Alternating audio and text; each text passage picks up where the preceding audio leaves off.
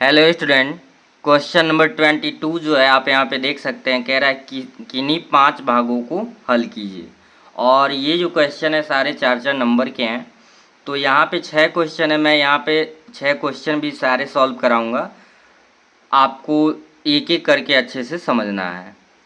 पहला क्वेश्चन जो क है, कह रहा है द्विघात बहुपद 3x² - x - 4 के शून्यांक ज्ञात कीजिए और शून्यांकों तथा गुणांकों के बीच के संबंध की सत्यता की जांच कीजिए। ये लेसन नंबर 2 यानी पॉलिनोमियल बहुपद का क्वेश्चन है। चलिए इसका सॉल्यूशन देखते हैं कैसे होगा। यहाँ पे क्वेश्चन लिखा गया है, जो क्वेश्चन में समीकरण दिया हुआ था, इक्वेशन दिया हुआ था 3x² - x - 4 = 0। तो द्विघात समीकरण ये है, और आप जानते हैं द्विघात समीकरण का मध्य पद को तोड़ के सॉल्व कर सकते हैं या फैक्टर से सॉल्व कर सकते हैं। तो यहाँ पे फैक्टर हो जा रहा था। देखिए नियम क्या होता है, x² के गुणांक को लास्ट में जो अचर पद होता है गुणा करते हैं। तो 3 का 4 में गुणा किए तो कितना आ गया, 12 आ गया। ठीक है, अब यहाँ पे आपका जो मिडिल टर्म है, मिडिल टर्म आपका x यानी कि कोफिशिएंट इसका 1 है। तो 1 को दो ऐसे पार्ट में तोड़ना है कि गुणा करने पे 12 और माइनस है तो घटाने पे 1। अगर ये प्लस होता तो जोड़ने पे लाते। तो ऐसे दो नंबर हमने ढूंढा। 4 में 3 का गुणा करेंगे तो आ जाएगा 12, और 4 में 3 घटाएंगे तो 1 आएगा। यानी सिर्फ और सिर्फ यही नंबर है, इसके अलावा ऐसा फैक्टर नहीं हो सकता है। अब यहाँ पे ध्यान दीजिए, अगर तो 3x² को लिख दिया गया -4 का x में किए -4x, माइनस माइनस प्लस का 3x - 4 हो गया = 0। ऐसे ही लिखा गया है।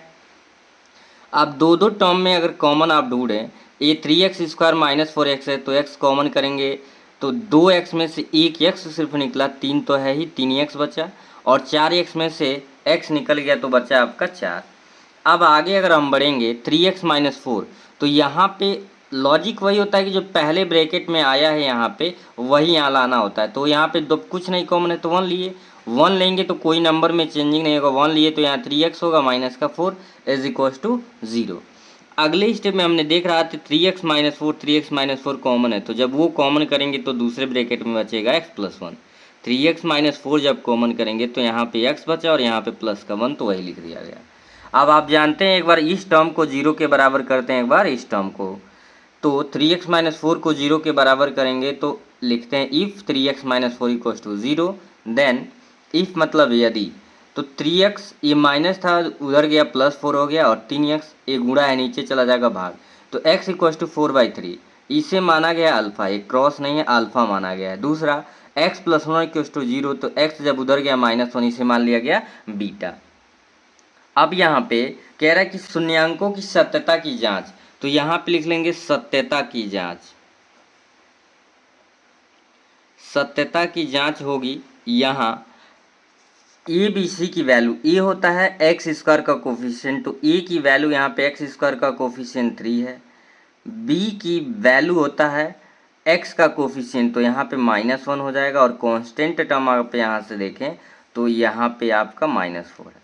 तो पहले होता है सम ऑफ 0 यानी कि अल्फ़ा और बीटा, तो अल्फ़ा प्लस बीटा होता है माइनस का b/a। अल्फ़ा यहाँ पे आपने मान रखा है 4/3, तो लिख लीजिए 4/3, और बीटा क्या है, बीटा है -1, तो ये प्लस है और ये माइनस है 1, तो 1 हो गया। माइनस b की वैल्यू है -1 और a की वैल्यू 3 है, नीचे 1 लिख सकते हैं। यहाँ पे जब आगे सॉल्व करेंगे तो आप देख सकते हैं एलसीएम 3 आएगा, तो 1 का 4 में हुआ 4 और 3 का 1 में हुआ तो ये 3 हो जाएगा। माइनस माइनस प्लस आपका 1 कितना आ गया, 3 आ गया। 4 में 3 सब्ट्रैक्ट करेंगे तो ये भी 1/3 = 1/3। तो शून्यकों को जो योगफल होता है वो तो वेरीफाई हो गया। दूसरा होता है शून्यकों का गुणनफल अल्फा × बीटा, और ये होता है c/a।